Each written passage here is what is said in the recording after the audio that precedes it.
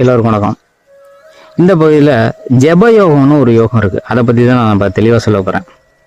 அதாவது என்னன்னாக்கா, செட யோகம், சன்மார்க்க யோகம், ஆத்ம யோகம், இந்த மாதிரி யோகங்கள் 8 வகைப்படும். அதை பார்த்தீங்கன்னாக்கா, நம்ம வள்ளலார் கூட பார்த்தீங்கன்னா சமரச மார்க்கம் சன்மார்க்க யோகத்தில் போகக்கூடியவங்க. அவங்க என்னன்னாக்கா, தியானத்துக்கு ரொம்ப டீப்பாக இது பண்ண மாட்டாங்க. மேலோட்டமாக தியானம் பண்ணிட்டு கல்ப முறைகள் ரசவாதம் மாதிரி பண்ணிட்டு மேலோட்டமாக போயிடுவாங்க.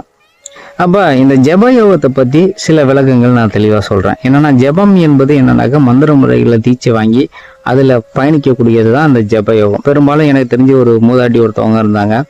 அவங்க பார்த்தீங்கன்னா டெய்லி ஸ்டார்டிங்கில் கண்டினியூவாக ஒரு ருத்ராட்ச மாலை, ஒரு 108 மாலை வாங்கிக்குவாங்க. அதில் வாங்கிட்டு ஜபம் பண்ணிகிட்டே இருப்பாங்க. அவங்க என்ன பண்ணுறாங்கன்னு எனக்கும் தெரியலை. அப்போ நான் பகவத்கீதைகள் புரட்டையில் சில விஷயங்கள் இதில் தெளிவாக சொல்லப்பட்டிருந்தது. என்னென்னா, ஆத்ம யோகம், இந்த மாதிரி ஒவ்வொரு யோகங்களும் ஒவ்வொரு நிலைப்படும்.